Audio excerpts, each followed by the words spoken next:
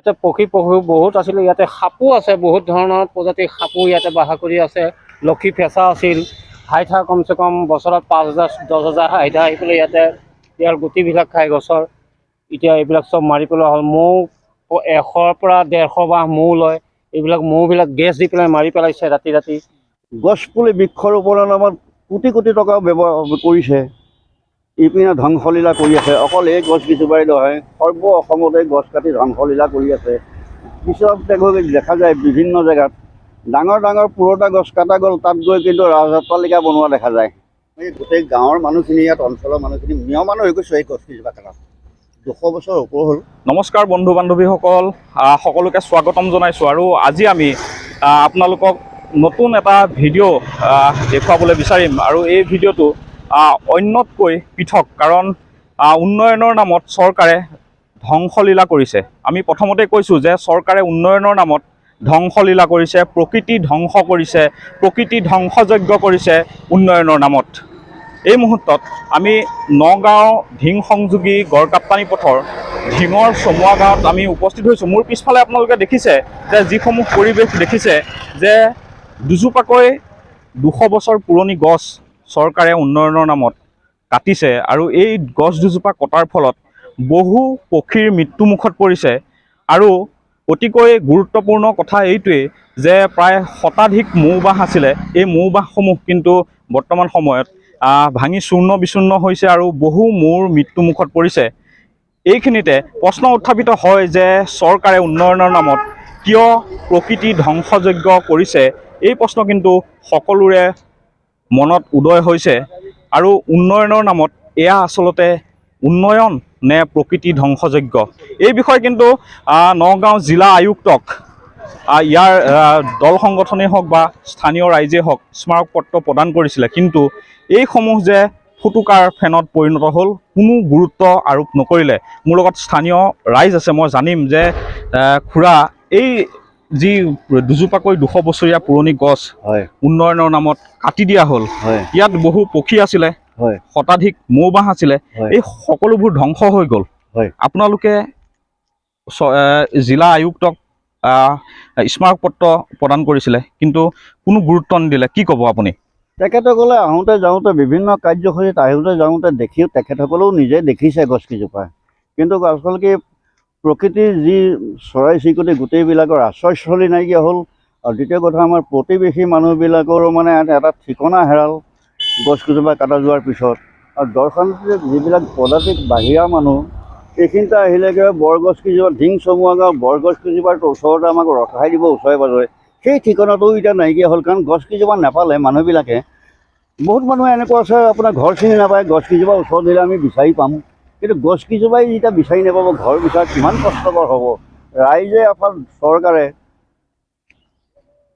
গছপুলি বৃক্ষৰোপণৰ নামত কোটি কোটি টকা ব্যৱহাৰ কৰিছে। ইপিনে ধ্বংসলীলা কৰি আছে। অকল এই গছ কেইজোপাই নহয়, সৰ্ব অসমতে গছ কাটি ধ্বংসলীলা কৰি আছে। পিছত দেখা যায় বিভিন্ন জেগাত ডাঙৰ ডাঙৰ পুৰঠা গছ কাটা গ'ল, তাত গৈ কিন্তু ৰাজঅট্টালিকা বনোৱা দেখা যায়। গতিকে গছ কেইজোপা বাদ দি পেলাই অন্য পিনেদি যাবলগীয়া হ'ল। এতিয়া বিশেষকৈ আপোনালোকক এটাই অনুৰোধ কৰিছোঁ, আমাৰ মানে ছাইডত যেতিয়া হ'ব চৰকাৰলৈও আহ্বান জনাম, ফ'ৰলেন হৈ যোৱাৰ পিছত যাতে ৰাস্তাৰ পদাতিক মানুহৰ অকণ জিৰণি বা অকণ ছাঁৰ কাৰণে চৰকাৰে যাতে দুটামান গছপুলি ৰুই দি যাতে ৰাইজক সহায় কৰে, তাৰ বাবে অনুৰোধ জনাইছোঁ। ৰাইজৰ তত্বাৱধানতে যাতে গছপুলি দুটামান আকৌ ৰুৱাই দিয়ে, তাৰ কাৰণে আমি চৰকাৰলৈ মই অনুৰোধ জনাইছোঁ। এই যি লোকবিশ্বাস আছিলে যে এই যি দুজোপা গছ, এই গছ দুজোপা যদি কটা হয়, তেনেহ'লে এই গাঁওখনৰ লোকৰ কিছু ৰোগত আক্ৰান্ত হয় বা তেনেধৰণৰ লোকবিশ্বাস আছিলে। এই বিষয়ে কি ক'ব আপুনি? এই দুজোপা গছে আপোনাৰ বিভিন্ন যন্ত্ৰ আমি এতিয়া চাবলৈ গ'লে ক্ষতি হ'ল। আমাৰ গাৰ্জেন হিচাপে হেৰাল, গছ হ'লেও আমাৰ গাৰ্জেন হেৰাল। কিন্তু আমাৰ প্ৰতিবেশী অঞ্চলত আমি হিন্দুবাদী, হিন্দুত্ব প্ৰমাণ কৰিব যাতে আমি বিভিন্ন পূজা পাতল কৰোঁ। এই পূজা পাতলৈ গ'লে কি হয়, আশত গছৰ পাত লাগে, বট গছৰ পাত লাগে বা বিভিন্ন পাত লাগে। আৰু চবেই আশ্ৰয়স্থলী মানুহখিনি আহি পেলাই কি হয়, পূজা পাতল মৃতকৰ কামৰ কাৰণে হ'লেও এই গছজোপালৈ হাকুতি লগাই হ'লেও পাত দুটাৰ কাৰণে নিছিল। এই জেগা নাইকিয়া হ'ল। অকল এইকেইজোপাই নহয়, এই ৰাস্তাটোত যিমানতে আশ্ৰয়স্থলী আছিল দুটা পাত লাগিবলগীয়া হ'লে আমি এতিয়া বিচাৰি ফুৰিব লাগিব। গতিকে আমাৰ ক্ষতিটো হ'লেই পক্ষীৰো জিৰণি আশ্ৰয় নাইকিয়া হ'ল, মৌ পাখিৰো জিৰণি আশ্ৰয় হ'ল। কিন্তু চৰকাৰৰ অনুৰোধ এটাই থাকিব, যিমানেই বদনাম নকৰোঁ বাৰু, 4 লেন হৈ যোৱাৰ পিছত যাতে চৰকাৰে যাতে প্ৰতিষেধক ৰাইজৰ জিৰণিৰ কাৰণে, ছাঁৰ কাৰণে, আটাইতকৈ ডাঙৰ কথা হৈছে মানুহক যিটো অক্সিজেন লাগে জীয়াই থাকিবৰ কাৰণে, সেই অক্সিজেন হেৰাব, এতিয়া কমি যাব। গতিকে গছপুলি যাতে ইয়াত ৰোপণ কৰি চৰকাৰে তাৰো ব্যৱস্থা কৰে 4 লেন হোৱাৰ পিছত, তাকে ৰাইজৰ চৰকাৰেও অনুৰোধ জনাম। সেইটোকে হয়, বৰ্তমান সময়ত যিহেতু 200 বছৰীয়া পুৰণি দুজোপাকৈ গছ কাটি পেলোৱা হ'ল, উন্নয়নৰ নামত কাটি পেলোৱা হ'ল। আচলতে ৰাইজে মন্তব্য কৰিছে যে অক্সিজেন এতিয়া ৰাইজে যেনেদৰে আগতে পূৰ্বতে পাইছিলে, কিন্তু সেই অক্সিজেন এতিয়া নেপাব। আৰু অন্য ব্যক্তি আছে, মই জানিবলৈ বিচাৰিম, কাৰণ এই যি দুজোপা গছ কাটি পেলোৱা হ'ল, এই গছ দুজোপা কাটি পেলোৱাৰ পিছত এই অঞ্চলবাসীৰ ৰাইজ কিন্তু ম্ৰিয়মান হৈ পৰিছে, সকলোৰে চকু সেমেকি উঠিছে। কাৰণ এই যি দুজোপা গছ, এই গছ দুজোপাত কেইবা শ বছৰ ধৰি ইয়াতে বিভিন্ন ধৰণৰ বিভিন্ন প্ৰজাতিৰ পক্ষী আছিলে আৰু প্ৰায় শতাধিক মৌচাক আছিলে। কি ক'ব যে এই উন্নয়নৰ নামত যি দুজোপা গছ কাটি পেলোৱা হ'ল, ঢিংবাসী হিচাপে কি ক'ব আপুনি? মানে খুবেই দুখৰ কথা আমাৰ ঢিংবাসীৰ কাৰণে, বিশেষকৈ এই গছ দুজোপা। নগাঁৱৰ পৰা ঢিঙলৈ অহা ৰাস্তাটোতো প্ৰত্যেকজোপা ডাঙৰ গছ আজি নাইকিয়া হৈ গ'ল, যিটো হয়তো আমাৰ ককাহঁতৰ আগৰ দিনৰ পৰা আছিলে। সেই গছ আজি ধ্বংস কৰি পেলালে। আৰু মই বাহিৰৰ দেশ বুলি ক'লে ভুল হ'ব, বাহিৰৰ জেগাত গৈছোঁ, হায়দৰাবাদ গৈছোঁ। এনেকুৱা জেগাত যাওঁতে মই দেখিছোঁ যে এনেকৈ যিটো স্মৃতি জড়িত হৈছে, গছবিলাক মাজত ৰখাই ধুনীয়াকৈ ৰাস্তা ছাইডেদি বনাই পেলাই লৈ গৈছিল। আমাৰ গভৰ্ণমেণ্টে এইখিনি কাম কৰিব পাৰিলে হয়। আজি এই গছ দুজোপাত মিনিমাম 150ৰ পৰা 200 বাহ মৌ আছিলে। তাৰ বাহিৰেও বিভিন্ন নানান ধৰণৰ চৰাই চিৰিকটি ইয়াত আশ্ৰয় লৈছিলে। আজি সেই আশ্ৰয়স্থলীখিনি নাইকিয়া হ'ল। যেনেকৈ আমাৰ ঘৰ এখন কোনোবাই যদি ভাগি দিয়া হয়, যেনেকুৱা দুখ হ'ব, খুব সম্ভৱ সেই মৌ মাখিখিনি বা চৰাইখিনিৰ লগতো সেই একেটাই হ'ল। আজি সিহঁতে হয়তো হাজাৰ হাজাৰ মৌ মৰি গৈছে ক'ৰবাত পৰি। আৰু যিটো সময়ত মানে বাহিৰৰ ৰাজ্যবিলাকত মৌ মাখি পোহাৰ এটা প্ৰচেষ্টাবিলাক হাতত লৈছে, নতুন প্ৰচেষ্টা পৰিকল্পনাবিলাক হাতত লৈছে, সেইখিনি সময়ত আমাৰ এই গছ দুডালত থকা মৌখিনি মাৰি ধ্বংস কৰি পেলোৱা হৈছে। আৰু আমাৰ আজি এই গছকেইডাল গভৰ্ণমেণ্টে মানে কোটি টকা খৰচ কৰিও আমাক এই গছকেইডাল দিব নোৱাৰে। হাজাৰ হাজাৰ টকা, কোটি কোটি টকা খৰচ কৰি যিটো সময়ত বিশ্ব ৰেকৰ্ড কৰা গছপুলি ৰোপণ কৰি বিশ্ব ৰেকৰ্ড কৰাৰ চেষ্টা কৰিছে, সেইখিনি সময়ত এফালৰ পৰা বন ধ্বংস কৰি আহিছে আমাৰ অসমত। গতিকে গভৰ্ণমেণ্টক মানে চৰকাৰলৈ এটা অনুৰোধ, তেওঁলোকে এনেকুৱা ধৰণৰ বন ধ্বংস বন্ধ কৰক। আমাৰ গছ লাগে, গতিকে ৰাস্তাও লাগে, ৰাস্তাটো কৰক, ছাইডেদি ৰাস্তাটো কৰিব পাৰে, যথেষ্ট জেগা আছে। কেইজনমান লোকে কৈছে যে যদি গছ দুজোপা নেকাটিলে হয়, আমি নিজৰ মাটি আমি দিলোঁ। আমাৰ এইখিনিত মানুহখিনিতো একদম সম্পূৰ্ণভাৱে ৰাজি আছিলে এৰি দিবলৈ।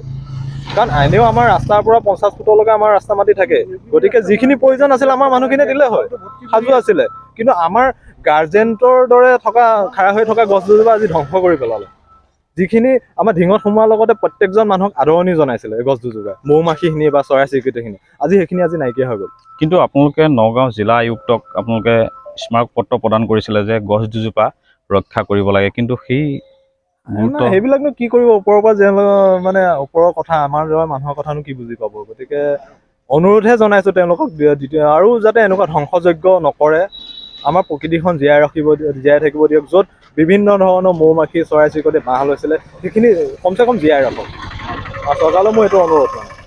হয়, আচলতে সৰু মানুহৰ কথা চৰকাৰে শুনিব নিবিচাৰে নেকি? অন্য ব্যক্তি আছে, কি ক'ব যে এই যি উন্নয়নৰ নামত যি ধ্বংসলীলা কৰিলে, যে দুজোপাকৈ 200 বছৰ পুৰণি গছ কাটি পেলোৱা হ'ল, ইয়াতে পক্ষী আছিলে, শতাধিক মৌ বাহ আছিলে। হয়, ইয়াতে পক্ষী বহুত আছিলে, ইয়াতে সাপো আছে, বহুত ধৰণৰ প্ৰজাতিৰ সাপো ইয়াতে বাস কৰি আছে।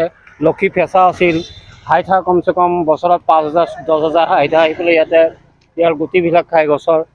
এতিয়া এইবিলাক চব মাৰি পেলোৱা হ'ল। মৌ 100ৰ পৰা 150 বাহ মৌ লয়, এইবিলাক মৌবিলাক গেছ দি পেলাই মাৰি পেলাইছে ৰাতি। গতিকে ইয়াত চৰকাৰক আমি আহ্বান জনাওঁ যাতে এনেকুৱা আৰু গছ নাকাটে, ডাঙৰ গছ। হয়, অকল ইয়াতে পক্ষীয়ে নহয়, ইয়াত লক্ষী ফেঁচা আছিলে, ইয়াত বিভিন্ন প্ৰজাতিৰ আচলতে যিসমূহ আমাৰ সমাজৰ পৰা বিলুপ্তিৰ দিশত গতি কৰা যিসমূহ পক্ষী, সেই পক্ষীসমূহ ইয়াতে বাসস্থান আছিলে, কিন্তু এই সকলোবোৰ ধ্বংস কৰা হ'ল, মৌ বাহ ধ্বংস কৰা হ'ল। এনেদৰে আচলতে উন্নয়ন চৰকাৰে কৰিছে, উন্নয়ন সকলোকে প্ৰয়োজন, কিন্তু উন্নয়নৰ নামত ইয়াক কিয় ধ্বংসলীলা কৰিলে? ইয়াৰ ৰাইজে মন্তব্য কৰিছে যে যদি এই গছ দুজোপা নেকাটিলে হয় তেনেহ'লে তেওঁলোকৰ নিজৰ মাটি চৰকাৰক দিলে হয় পথৰ বাবে। কিন্তু এই সকলোবোৰ কিয় চৰকাৰৰ বৰমূৰীয়াই বুজি নাপায়, এয়া কিন্তু সকলোৰে মনত প্ৰশ্ন উদয় হৈছে। কাৰণ 200 বছৰীয়া দুজোপাকৈ গছে ঐতিহ্য বহন কৰা, ঢিঙৰ ঐতিহ্য বহন কৰা দুজোপাকৈ 200 বছৰীয়া গছ উন্নয়নৰ নামত এতিয়া ধ্বংসলীলা কৰিলে লোক নিৰ্মাণ বিভাগে। এয়া সহজে কিন্তু মানি ল'ব পৰা নাই প্ৰতিগৰাকী ঢিংবাসী ৰাইজেই। এতিয়া চৰকাৰক এনেদৰে প্ৰশ্ন উত্থাপিত কৰিছে, কাৰণ বহু স্মৃতি জড়িত হৈ আছে এই গছ দুজোপাত। আৰু এই গছ দুজোপাত প্ৰকৃতিপ্ৰেমী লোকসকলে আচলতে যেতিয়া কাটিছে সেই সময়ত কিন্তু চকু পানী নিগৰাইছে। কাৰণ তেওঁলোকে অতিকৈ ভাল পোৱা যি দুজোপা গছ, ঢিঙৰ ঐতিহ্য বহন কৰা যি দুজোপা গছ, সেই গছ দুজোপা কাটি পেলোৱাত এনেদৰে আচলতে ক্ষোভ প্ৰকাশ কৰাৰ লগতে তেওঁলোকে চকু পানী তেওঁলোকৰ চকুলো বৈছে।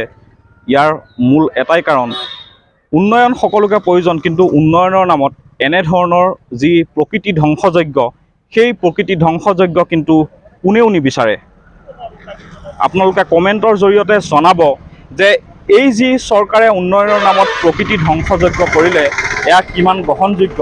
আপোনালোকৰ মন্তব্যই আৰু অন্য যিসমূহ স্থান আছে, অন্য স্থানত থকা গছসমূহ চৰকাৰে যাতে নেকাটে তাৰ বাবে আপোনালোকে মন্তব্য প্ৰদান কৰিব, যাতে চৰকাৰৰ দৃষ্টিগোচৰ হয় এই ভিডিঅ'টোৰ জৰিয়তে।